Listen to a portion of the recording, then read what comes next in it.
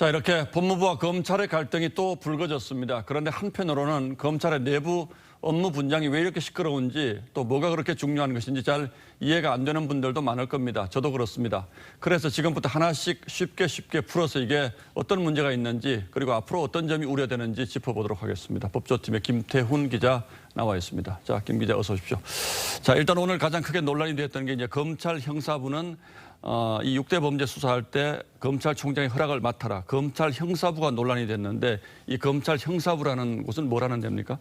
네, 일단 검찰의 부서 중 하나입니다. 예. 이 고소, 고발, 일반 국민들이 고소, 고발한 사건을 담당하는 부서입니다. 예. 또 경찰이 수사한 사건을 재판에 넘기는 곳이기도 합니다. 이 당연하게도 민생과 밀접한 연관이 있는 부서입니다. 이 문재인 정부 들어서 형사부 우대화 강화 정책이 수없이 많이 나온 것도 이런 영향 때문입니다. 자, 그런데 법무부가 앞으로 형사부가 어떤 특정한 수사하려면 검찰총장의 승인을 받으라 이렇게 했는데 지금까지는 보고도 안 하고 승인도 안 받고 수사는 하고 싶으면 막 하는 겁니까, 그럼? 네, 일단 검사 개개인이 법률에 따라서 인지 수사를 시작할 수가 있습니다. 이 때문에 고발장이 들어오거나 사건을 인지하면 곧바로 수사에 착수하는 것이 원칙입니다. 예. 물론 모든 조직이 그러하듯이 보고 체계라는 것이 있습니다. 이 사안의 경중에 따라서 중대한 경우 당연히 검찰총장까지 보고가 올라갑니다. 그 과정에서 수사팀과 지휘부의 의견이 다른 경우는 종종 있었지만 보고를 하는 것과 이 수사를 하기도 전에 승인을 받아야만 한다는 것은 다르다는 게 검찰의 생각입니다. 이 때문에 검찰이 지금 크게 반발하고 있는 겁니다. 저희가 드라마 같은 데서 흔히 보듯이 검찰과 지휘부가 뭐 싸우는 거 이런 게 바로 이제 이런 갈등 때문에 그런 거죠. 자, 그렇다면 이번 법무부안은 어떻게 받아들여야 합니까? 검사들이 말하듯이 정말로 이건 수사하지 말라는 뜻입니까? 네, 이제 일부 검사들은 이제 권력형 비리 이런 수사를 아예 하지 말라는 취지다 이렇게 해석을 하는데 예. 다소 극단적인 해석이라는 의견이 좀 많고요. 일단 피해자가 수사해달라고 요청한 것 이상 그 이상을 새롭게 수사하기는 좀 힘들어진 거 아니냐 이런 정도의 해석은 가능한 것 같습니다. 예. 일단 예를 들어 드리겠습니다. 예. 이 10억 원의 횡령 범죄를 수사해달라는 고발장이 접수됐다고 한번 생각해 보겠습니다.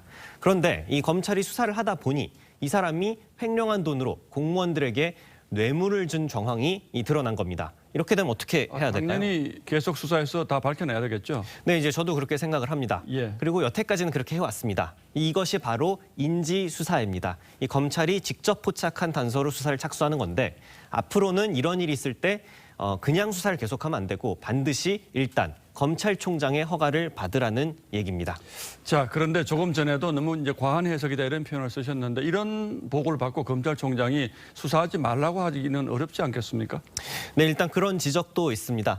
다만 이제 말단 검사 입장에서는 검찰총장에게 보고를 하는 것이 얼마나 어려운 일일지 이런 해석은 좀 차치해 두고서라도 일단 예. 두 가지 문제점이 지적이 되고 있는데요. 예, 뭐죠? 이 첫 번째로는 수사의 신속성입니다.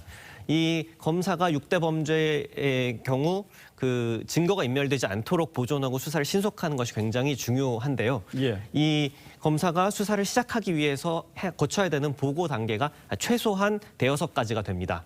이 형사부장, 차장검사, 지방검찰청의 검사장, 그리고 다시 이제 대검으로 넘어가서 대검의 형사부장, 검찰총장까지 일반적인 루트가 이렇게 더 늘어날 수도 있습니다. 이렇게 보고를 올리고 다시 승인을 받아오는 과정에서 수사의 골든타임을 놓칠 우려가 있다는 겁니다. 이 과정에서 이제 수사가 또 외부로 유출될 가능성도 있고요. 네, 그런 우려도 있을 수 있습니다. 자, 두 번째는 뭡니까, 그러면? 네, 이 두 번째로는 정권에서 임명하는 검찰총장을 과연 믿을 수 있겠느냐. 약간 의심스러울 수도 있다. 이런 분위기도 감지가 되고 있습니다. 예를 들어서 울산시장 선거 개입 의혹이나 월성 원전 1호기 조기 폐쇄 의혹 같은 이 권력과 민감한 사건 같은 경우를 이 정치적 중립을 만약 의심받는 검찰총장이 올 경우 이런 사건을 쉽게 승인할 수 있겠느냐. 이런 이제 우려도 존재하고 있습니다. 예, 물론 뭐 김태훈 기자 같은 반론을 하는 사람들도 많겠습니다만 어쨌든 현 정부의 철학은 검찰의 힘을 상당히 지금보다 빼야 한다 이제 이러는 거죠. 자, 그러나 뭐 빈대 잡겠다고 혹시 초과삼간 다 태우는 건 아닌지 지금쯤 한 번쯤 좀 돌아볼 필요는 있겠죠. 예, 김태훈 기자 잘 들었습니다.